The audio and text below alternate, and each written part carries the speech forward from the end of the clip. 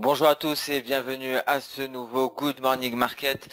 Nous sommes le jeudi 2 avril 2020 et ce jeudi commence fort. Il commence fort notamment pour les pétroles, comme vous pouvez le constater au milieu, vers la droite, ici le WTI en données H1 et ici le Brent également en données H1. Donc les pétroles qui sont en plein rallye actuellement, en plein rush haussier, depuis que nous avons appris que la Chine allait lancer un plan d'achat de pétrole brut en vue d'augmenter ses réserves stratégiques, donc des réserves d'État, et cela au vu donc du repli considérable du cours des pétroles, donc la Chine qui, encore une fois, augmente ses réserves de pétrole. Cela favorise les cours du brut. Le WTI est repassé au-dessus de la barre des 22 $. Il est très exactement à 22,41 à l'heure actuelle. Le Brent, quant à lui, est à 27,80 $. Donc c'est une nouvelle qui vient propulser les dollars à la hausse alors que Donald Trump s'apprête à accueillir les PDG des grands groupes pétroliers américains à la Maison Blanche en vue de discuter d'éventuels tarifs douaniers sur le pétrole saoudien, mais également des moyens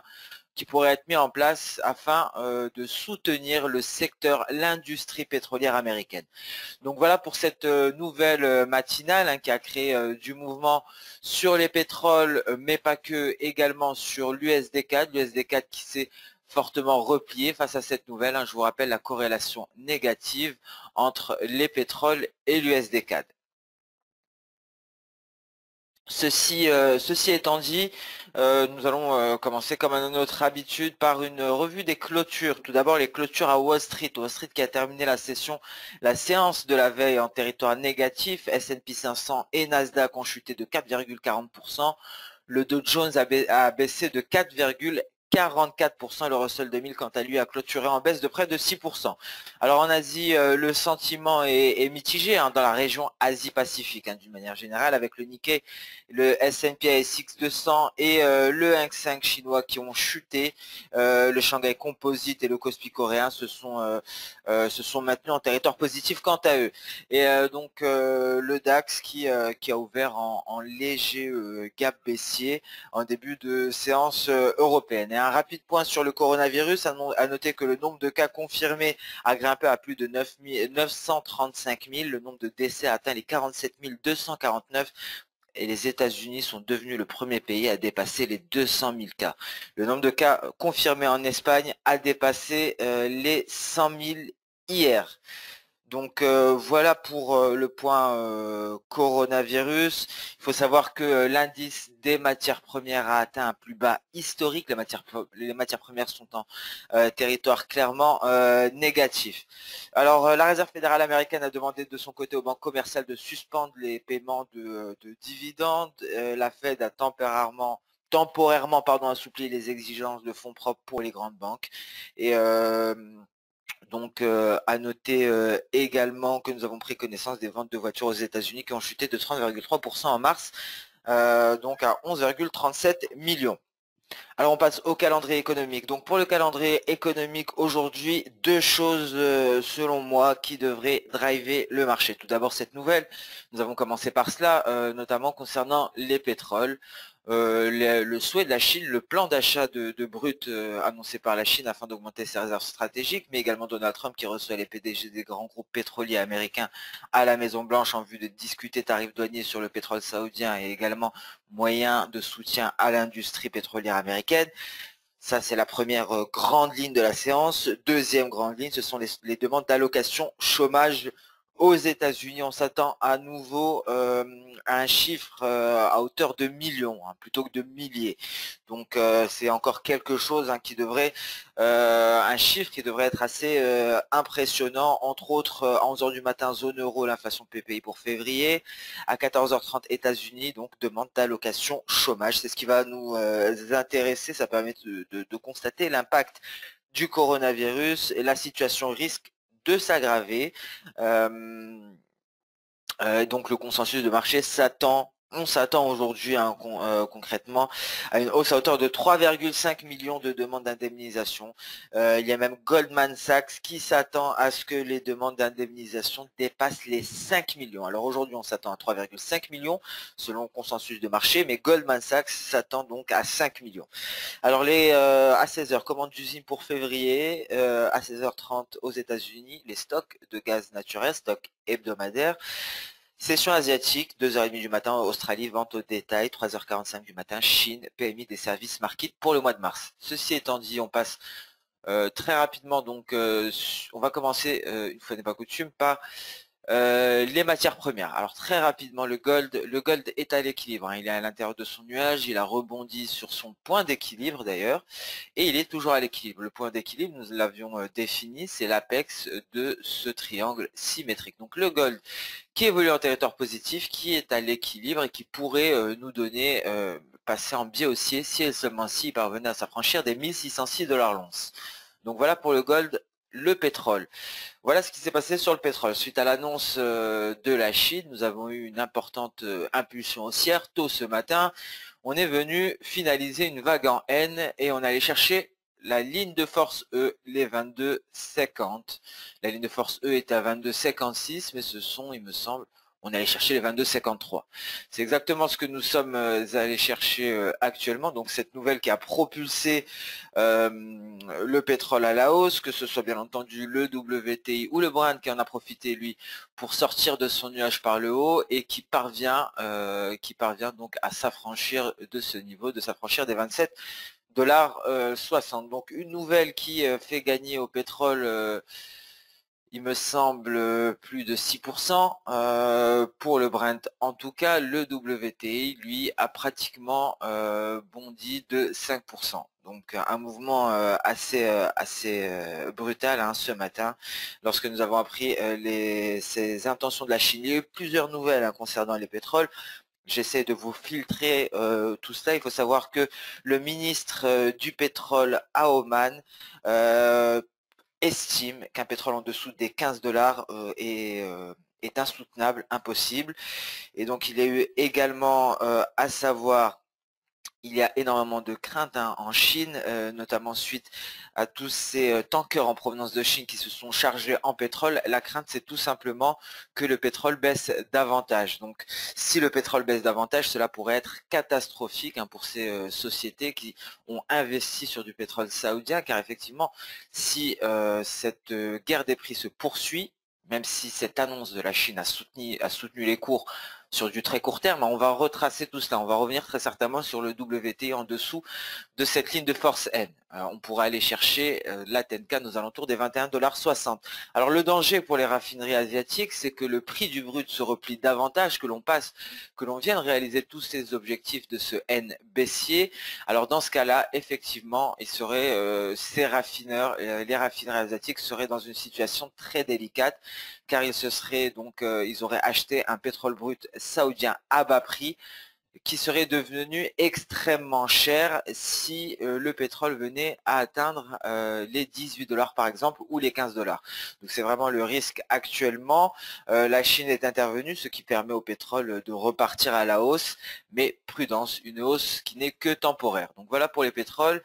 Le café est en train donc de nous préparer sa hausse, hein, également. Il vient se placer ici sur sa Kijun. Attention à l'ouverture d'aujourd'hui, il faut qu'on parvienne à rester au-dessus, à se maintenir au-dessus des 115,80, et à partir du moment où on s'affranchit des 120, donc le biais devient carrément haussier. Le franchissement des 125, c'est un gros signal d'achat.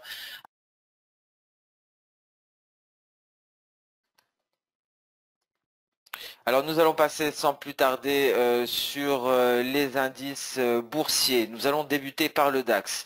Le DAX aujourd'hui qui évolue en territoire légèrement positif. Alors en données H4, on assiste actuellement à un pullback. Alors en estimant que ceci est une ETE, que la ligne de coût correspond aux 9500 points, actuellement donc pullback, et même on est en train de s'affranchir, hein, de s'éloigner de la ligne de coût, de se diriger en direction de la Kijun. Alors je ne pense pas que l'on aille jusqu'à la Kijun pour le moment. Ce sont des bougies 4 heures, il reste encore 3 heures, hein. On a un tiers de la bougie Il reste encore concrètement 3 heures. On a passé 1 heure de cotation sur cette bougie. Donc en 3 heures de cotation, il peut se passer énormément de choses. On pourrait retracer ici. Ce ne serait qu'une mèche supérieure et donc ça serait un pullback classique de la neckline, de la ligne de cou. En revanche, si on parvient à rallier la Kijun et on reste à ces niveaux, si on franchit même la Kijun lors de la prochaine bougie, les perspectives deviennent haussières. Donc les perspectives sont baissières pour le moment. Attention à la clôture de cette bougie. Si elle parvient à atteindre la Kijun, si on parvient même à s'affranchir de la Kijun, les perspectives sont clairement haussières. Les perspectives restent baissières si la clôture de cette bougie H4 se fait en dessous de la ligne de cou, ce qui permettrait de sauvegarder la validité de cette ETE avec un objectif à partir des 9500 points, donc à partir de la ligne de coup, à 500 points. Donc un objectif théorique à 9000 ici environ.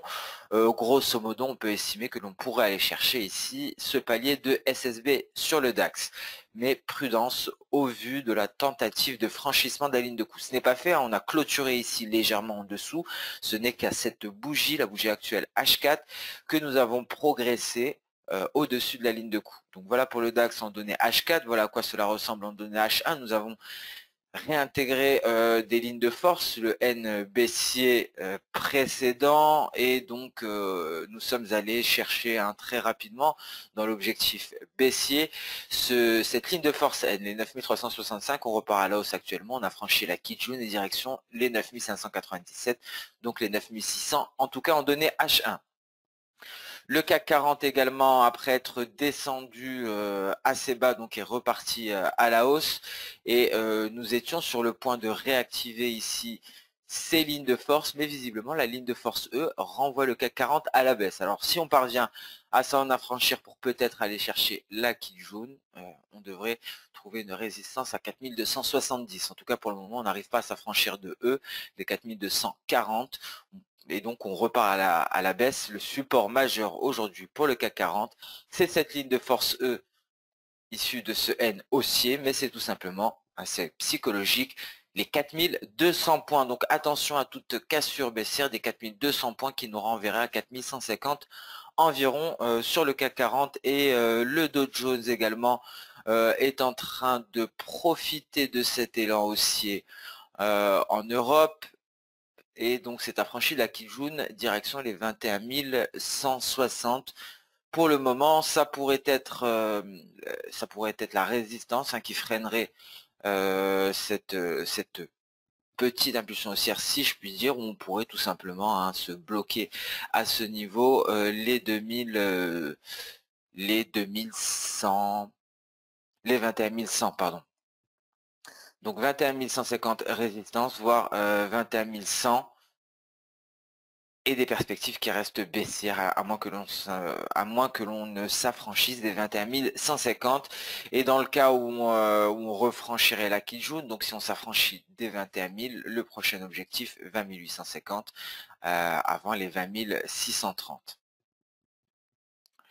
Donc même topo ici pour le S&P 500 qui tente un pullback, une remontée. Il s'est affranchi dès 2480, peut-être 2500 en ligne de mire. Pour l'heure, il semblerait que nous ayons atteint une résistance.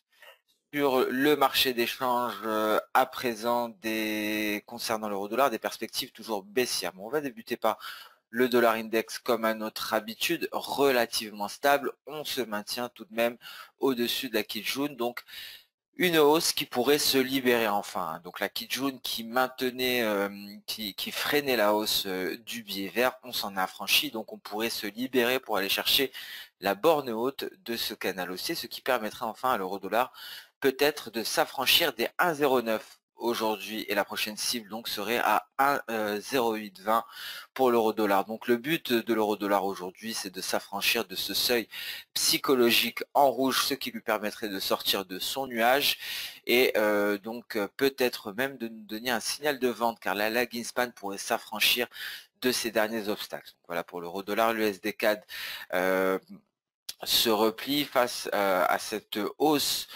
à ce pic des pétroles, mais on pourrait retracer pour repartir à la hausse et à nouveau se placer au-dessus des 1,4162. Et le GBP USD toujours relativement stable au-dessus de sa Kijun.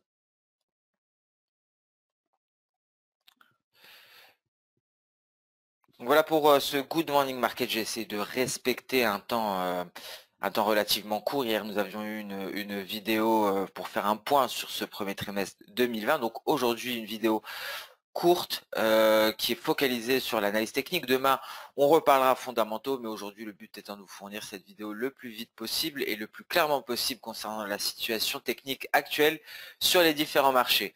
Merci à toutes et à tous de votre fidélité. Je vous souhaite une excellente séance de trading. Je vous donne rendez-vous dès demain pour un prochain Good Morning Market et pour s'intéresser à la clôture hebdomadaire. Excellente journée à toutes et à tous et à demain. Au revoir.